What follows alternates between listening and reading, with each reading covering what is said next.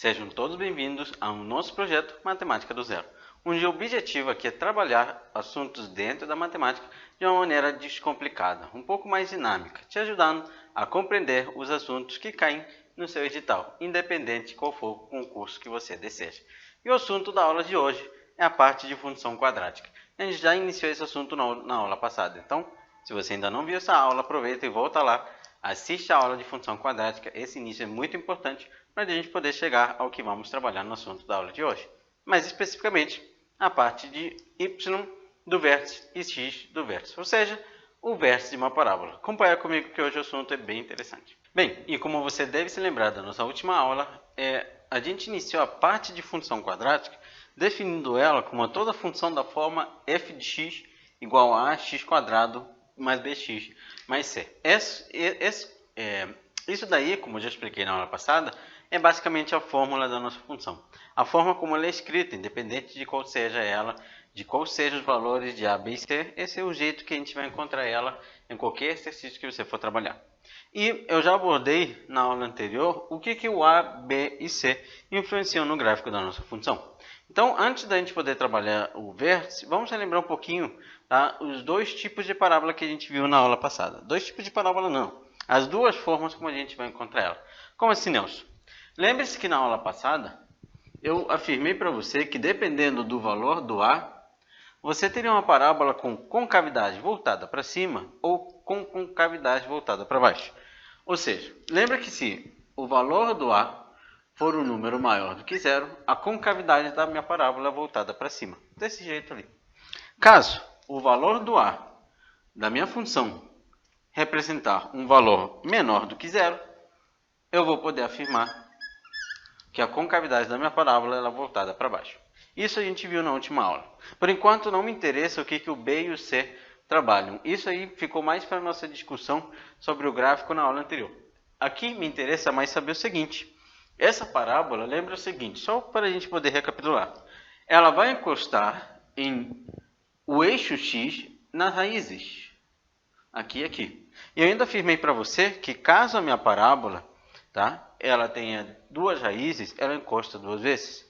Aquela mesma parábola, ela pode ter apenas uma raiz, que é quando as duas são iguais. Aí ela vai encostar uma única vez. E se o delta daquela função for um valor menor do que zero, a minha parábola não vai ter raiz nenhuma. Então ela não encostaria em momento nenhum. Então lembre-se que quando eu encosto no eixo x, eu estou encostando na raiz. Então o número de vezes que eu vou encostar no eixo x depende da quantidade de raízes. E aonde eu vou encostar no eixo y, que é nesse cara aqui, ó, no momento em que eu encosto no eixo y, basicamente é o valor do termo independente, que na minha parábola é sempre o c da minha função. Então, eu já sei quando eu encosto no eixo x e eu já sei quando eu encosto no eixo y. Na aula de hoje, a gente vai ver esse ponto específico. O ponto quando a minha parábola ela deixa de ser decrescente e passa a ser crescente. Repara bem que ela vinha caindo. Isso a gente já trabalhou essa ideia de decrescente em aulas anteriores. Lembra que a sua função vai caindo e depois o valor dela começa a aumentar. Ó. Então, quando temos funções desse tipo, que o valor dela vai caindo e depois começa a aumentar, ela muda de intervalo de decrescente para crescente, esse ponto aqui é chamado de vértice. Na minha parábola não é diferente. Esse vértice, como é um ponto, ele tem duas coordenadas. Uma em x, vamos representar de x do vértice, e uma em y. Representaremos como y do vértice. Independente se sua parábola tem concavidade voltada para cima ou para baixo, você vai ter aquele vértice. Olha ele aqui. X do vértice e y do vértice. Esse vértice, na minha parábola, ele vai representar o valor máximo ou mínimo da minha função. E é aqui que começa a nossa discussão da aula de hoje. Quando temos uma parábola com concavidade voltada para cima, igual o primeiro exemplo que eu tenho ali na parte de cima, você pode imaginar que ela tem o seguinte comportamento. Ela vem caindo e chega um momento que ela para de cair, tem um valor ali no qual ela deixa de cair e começa a aumentar de novo. Ou seja, tem um cara aqui que ele é o menor de todos. Esse cara menor de todos é o que a gente chama de valor mínimo. Ou seja, não tem nenhum y abaixo dele. Isso quer dizer para mim o seguinte, que sempre que você tiver valores de A menores do que zero, a sua parábola ela vai representar um ponto mínimo. Então, esse ponto da minha função, que é o vértice, é o ponto de mínimo. E sempre que eu estiver trabalhando valores de A menores do que zero, que é o segundo exemplo, a minha parábola ela apresenta o seguinte comportamento. Ela está subindo, ela está subindo e chega um momento em que ela não consegue subir mais e passa a cair. E esse ponto ali seria o maior de todos, que ele está acima de todo mundo. Então ele é o maior de todos. E já que ele é o maior de todos, é que a gente chama de ponto máximo. Então, basicamente, o primeiro que a gente tem que trabalhar nessa aula é que, para funções do segundo grau, cujo valor do A representa um número negativo, você vai ter o que a gente chama de ponto máximo. Se o valor do A representar um número positivo, você vai ter o que a gente chama de ponto mínimo. E é muito importante você não causar a seguinte confusão. Se você tem valor do A negativo, ponto máximo. Isso quer dizer que tanto o x do vértice e o y do vértice fazem parte desse ponto. Porque em aulas passadas a gente trabalhou a ideia de ponto. Ponto é coordenada. Coordenada precisa de ter dois valores. Um é x, o outro é y. Então não tenta associar a ideia do x do vértice ser mínimo e o y do vértice ser máximo. Não. Vai depender de quem? Do A da sua função. Então repara o seguinte, por exemplo, se eu te dou f de x igual a 2x² menos 5x menos 7. Independente se essa função tem um valor de raízes reais, né? Raízes reais ou não. Repara o seguinte detalhe. Se você tem um A positivo, você tem o que a gente chama de ponto mínimo. Ou seja, dessa função aqui, eu só consigo calcular o valor mínimo dela. Não tem valor máximo. Quando A é maior do que zero, o ponto é mínimo, você não encontra maior máximo. Caso você esteja trabalhando com a função f de x igual a menos 2x² menos 4, essa função, o valor do A dela, ela é um número negativo. E valores negativos, a minha parábola ela passa a ter ponto máximo. E sempre que você tiver uma parábola com A negativo, você tem apenas ponto máximo, você não tem ponto mínimo. Então, tenta não associar o x do vértice a ponto mínimo e o y do vértice a ponto máximo. Eu vejo isso demais nos meus alunos sendo trabalhado quando pede ponto máximo, ponto máximo e y do vértice. Não, peraí. Olha para o A da sua função. O A da sua função é negativo, então você tem um ponto máximo. Então, agora o que você tem que se preocupar é se ele quer o x ou o y daquele ponto. Ou seja, se eu quero a coordenada em x ou a coordenada em y daquele ponto. Então, tenta não associar, e isso é muito importante, o x do vértice a ponto mínimo e o y do vértice a ponto máximo. Ambos podem ser os dois, e isso vai depender do A da minha função. Então, o início que a gente vai trabalhar hoje é basicamente essa ideia, a ideia do vértice da minha função.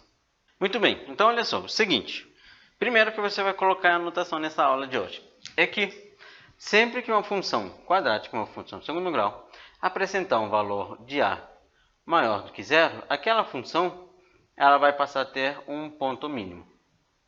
Ponto mínimo. Sempre que você trabalhar uma função cujo A representar um menor do que zero, valor menor do que zero, valor negativo, você vai ter o que a gente chama de ponto máximo. Então, o que vai me dizer se eu quero o valor máximo ou o valor mínimo da minha função vai ser meu A, porque depende dele se eu terei esse valor máximo ou mínimo dentro da sua função. Então, por exemplo, f de x igual a 3x² menos 5x. Essa função aqui do segundo grau, tá? Ela é uma parábola cujo valor do A é um número positivo, é o número 3. Esse valor do A vai me dizer o quê? Que eu tenho um ponto mínimo. As coordenadas em x e y daquele ponto serão dadas pelas seguintes equações.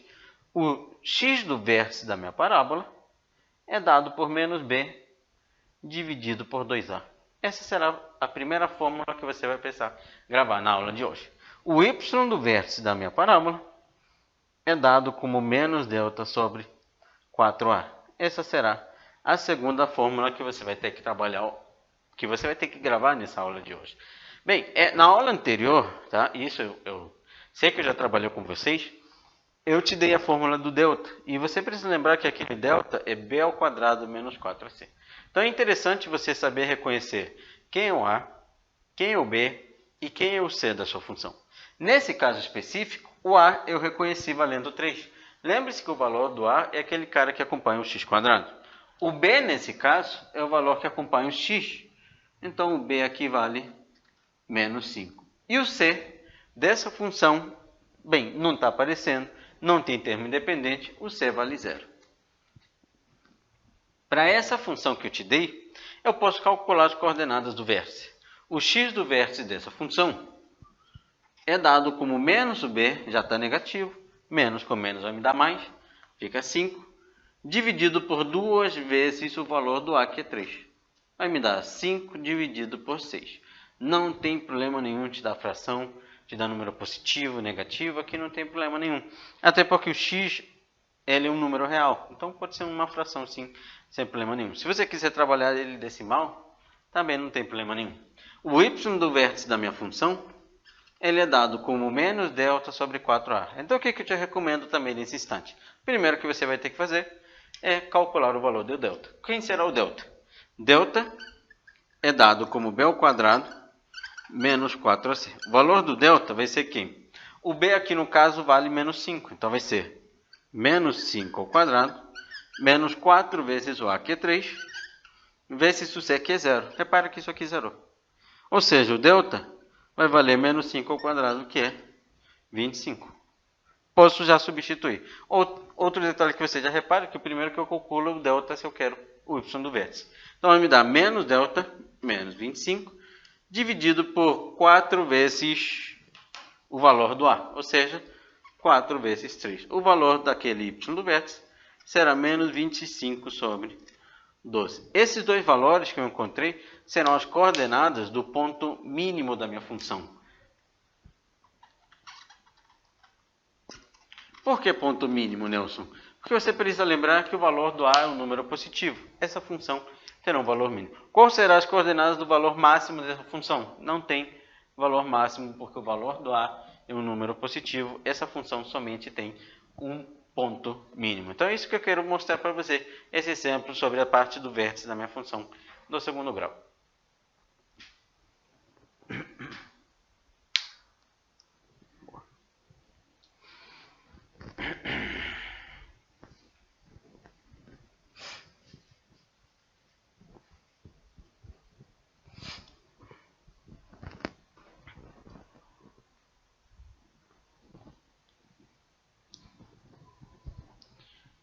Um outro exemplo que podemos estar trabalhando pode ser essa função aqui, ó, f de x sendo igual a menos 2x² menos 4x menos 4. Essa função aqui do segundo grau.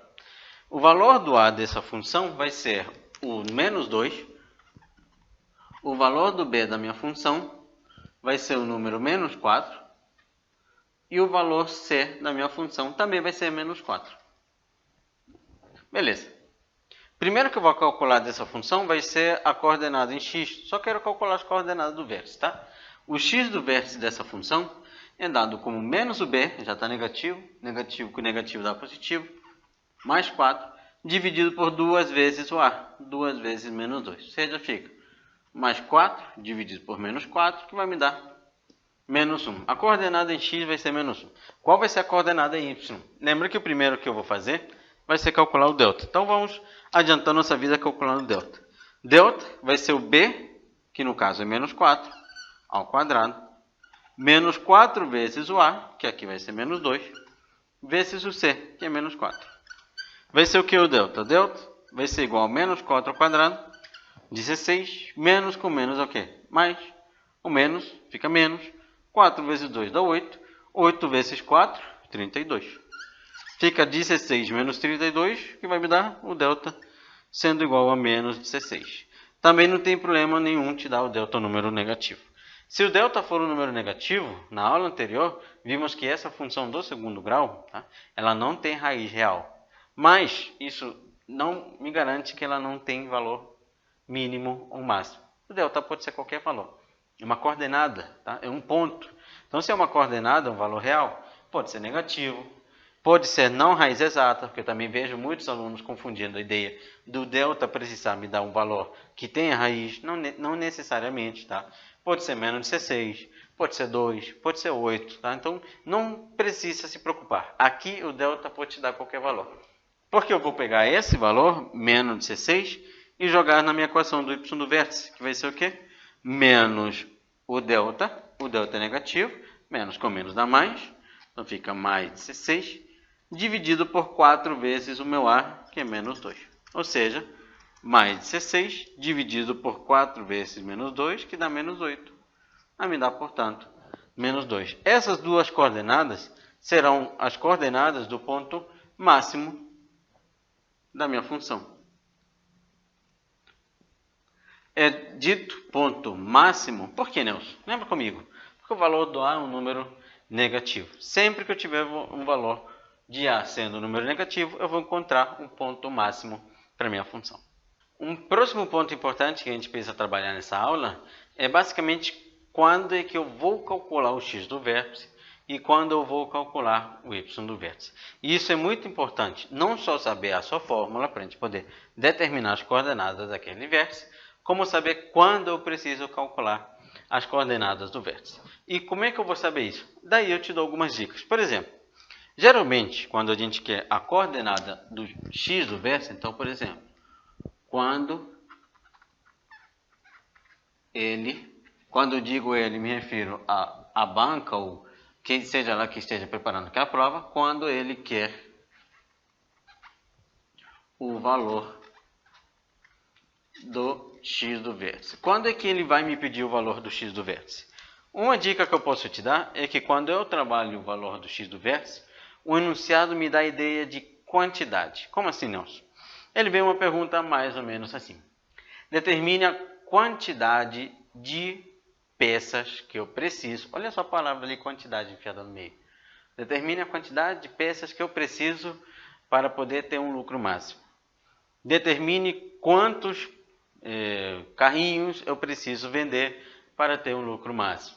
Determine o número, olha essa ideia de quantidade, o número de árvores que são necessárias para ter um custo mínimo. Sei lá, sempre que te der ideia de quantidade, o enunciado está te pedindo alguma quantidade,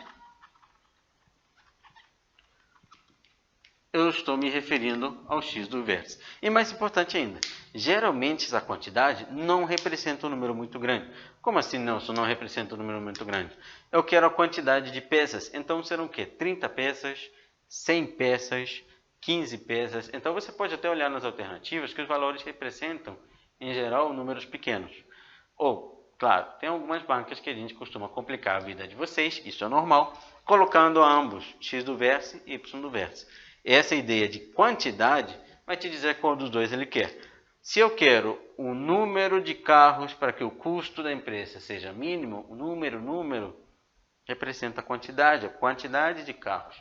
Então, sempre que ele me pedir a quantidade, eu estou querendo o x do vértice. Bem, e quando é que ele vai querer o valor do y do vértice? Boa pergunta.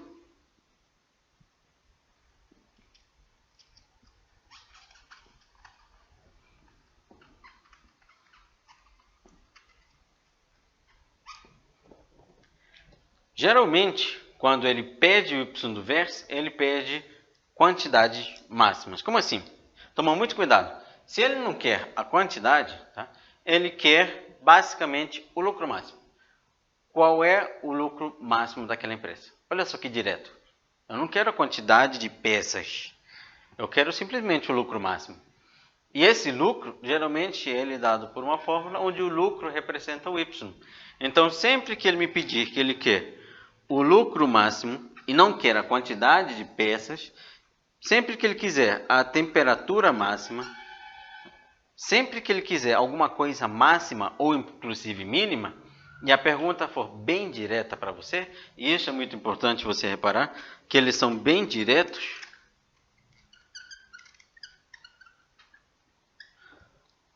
ele está pedindo o y do vértice. Quando eu digo bem diretos, eles são diretos até demais. Por exemplo, determine a temperatura máxima daquele forno. Determine a temperatura mínima de abertura daquele forno. Olha só, temperatura não representa para mim quantidade.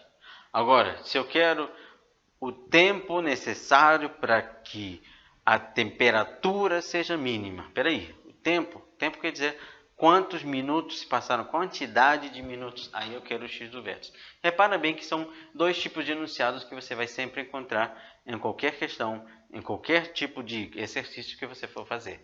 Quando eu quero o y do vértice, eu sou bem direto com você. Quando eu quero o x do vértice, eu estou te dando ideia de quantidade. Eu quero alguma coisa, eu quero o número de peças, eu quero a quantidade x do vértice. Se eu sou bem direto com você, estou te pedindo o y do vértice. Muito bem, então vamos associar o seguinte. A sua parábola, ela passa a ter o seguinte desenho. Tá? Se o valor do A representar um número negativo, vamos recapitular tudo que a gente já viu. Se o valor do A representar um número negativo, a parábola terá uma concavidade voltada para cima. Aquele biquinho aqui em cima, esse cara aqui em cima, é o que a gente vai chamar de vértice da parábola.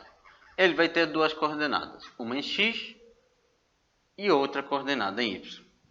Os pontos onde eu vou encostar o eixo x é o que a gente chama de raízes. Isso aqui é o que a gente chama de x1 e x2, que a gente costuma chamar de raízes da minha função. Lembre-se disso, raiz da minha função. Vou colocar melhor raízes, beleza. Daqui eu te dou um detalhe bem interessante, bem importante para você poder gravar. Quando a gente trabalha o x do vértice, repara bem que no desenho, ele parece que ele fica bem no meio das suas raízes. Repara que do jeito que eu fiz esse desenho, ele parece que está no meio das raízes. E de fato ele está. Você vai poder sempre afirmar que o x do vértice, o valor em x, tá? Esse cara aqui, ó, ele está exatamente no meio entre as suas raízes. Se por algum acaso eu quiser calcular ele, eu só preciso encontrar o valor que está entre as minhas raízes. Se eu tiver, por exemplo, uma raiz sendo menos 1 e a outra raiz sendo o número 3, ó, menos 1 e 3, e eu pensar, poxa, qual é o número que está exatamente no meio entre aqueles dois valores? Bem, é bem simples. De menos 1 até 3 tem quantas unidades? 4. Lembra que a gente só conta as casinhas. 1, 2, 3, 4. Até chegar ao número 3. Tem 4 unidades. E a metade de 4 é 2. Então eu poderia afirmar que esse x do vértice vale 2. Isso aqui, numérico, eu estou trabalhando mais para te mostrar que o vértice, o valor em x, o x do vértice, tá? Ele vai estar sempre exatamente entre as suas raízes. Ele, como a gente já viu em aulas anteriores, é o que a gente passa a chamar de eixo de simetria da sua função.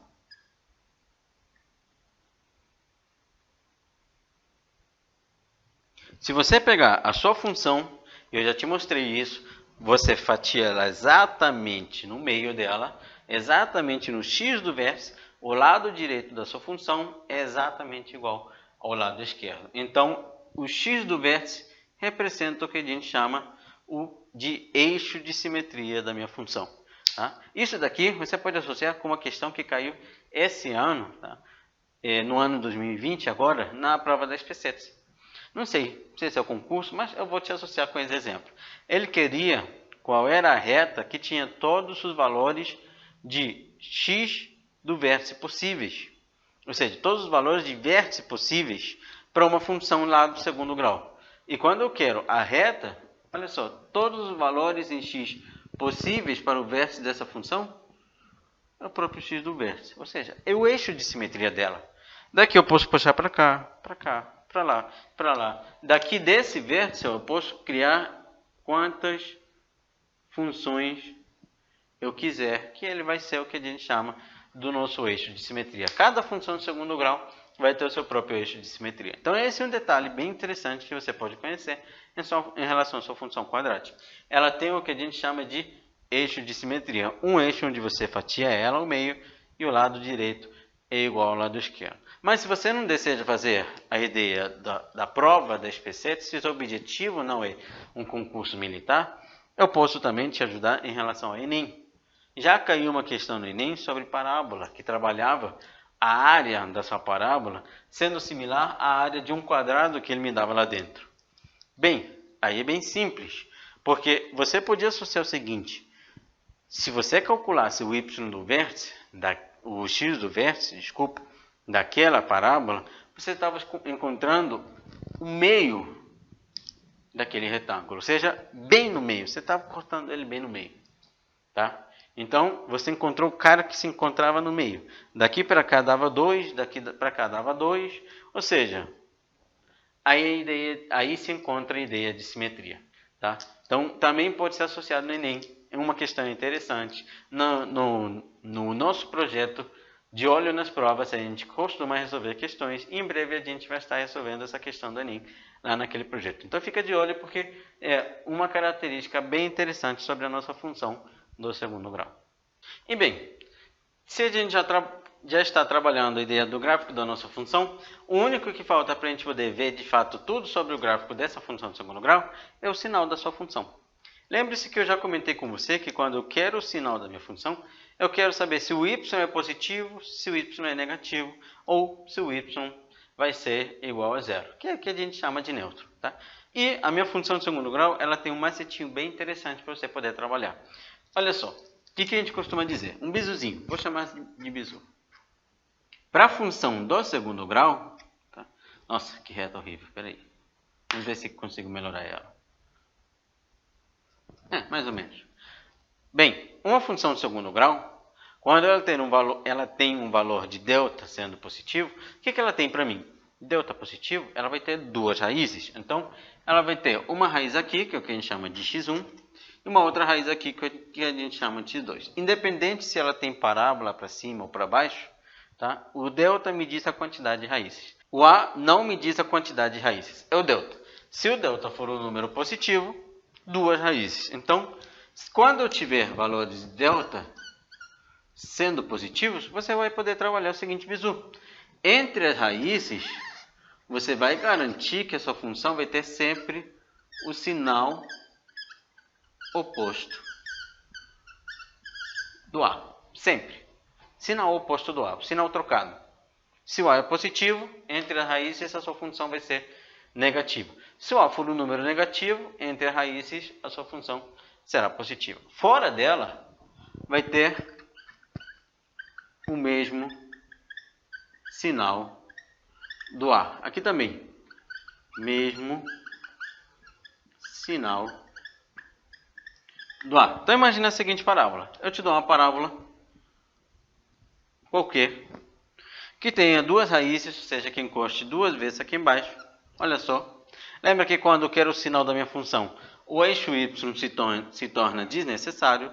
Então, o que eu fazia lá atrás na equação? Apagava o eixo y, não é isso? Pronto, meu eixo y desaparecia. Daqui a minha primeira raiz. Daqui a segunda raiz. Repara bem que entre as raízes, a sua função está na parte de baixo. E entre as raízes, a sua função é negativa. Fora das raízes, positiva, positiva. O que você vai poder afirmar? Que essa função do segundo grau, entre as raízes, ela tem o sinal oposto do A. E qual é o sinal do A dessa função? Positivo, porque a concavidade está voltada para cima. Então, quando você quer estudar o sinal de uma função de segundo grau, entre as raízes, você afirma que tem sempre o sinal oposto do A. Fora da raiz, vai ter sempre o mesmo sinal do A. Independente se o A for negativo ou positivo, esse bizu sempre prevalece. Bem, Nelson, mas e se por algum acaso o delta dessa função ele não for um número positivo? Aí eu tiver um número igual a zero. Mesma ideia. Eu tenho o seguinte bizu. O que eu posso dizer? Quando eu tenho delta igual a zero, eu tenho uma raiz real. Isso porque as duas são iguais. Lembra-se disso. Então, eu tenho o meu eixo x e eu vou encostar apenas uma única vez nele. Então, essa aqui vai ser minha raiz.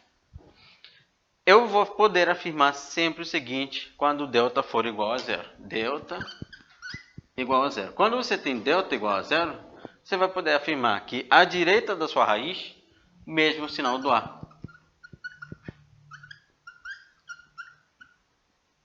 À esquerda da sua raiz, mesmo sinal do A também.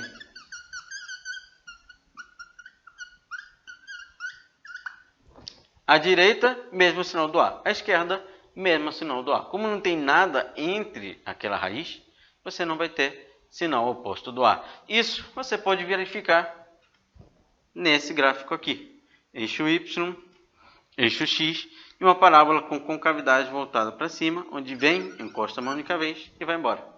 Repara bem que essa parábola, ela em momento nenhum se encontra abaixo do eixo X.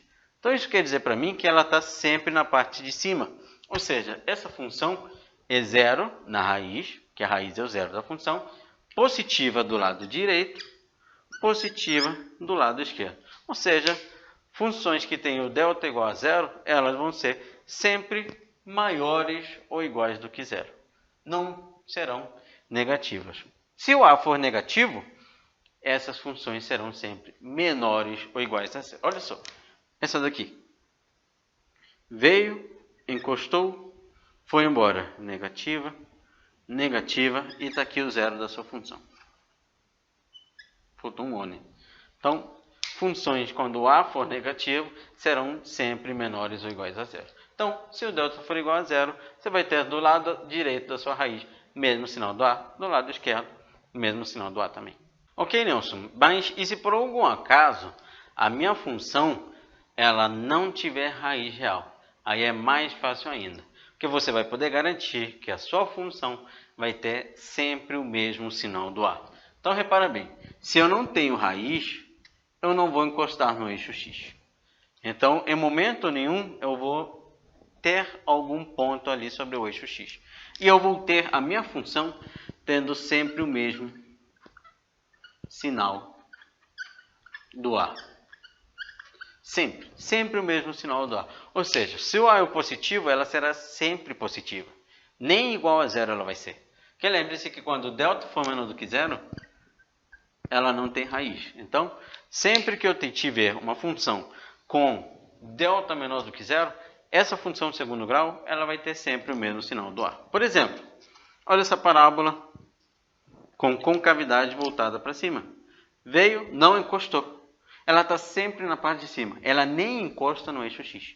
Isso quer dizer para mim que essa função, nesse exemplo, né, ela é sempre positiva. Positiva aqui, positiva em tudo.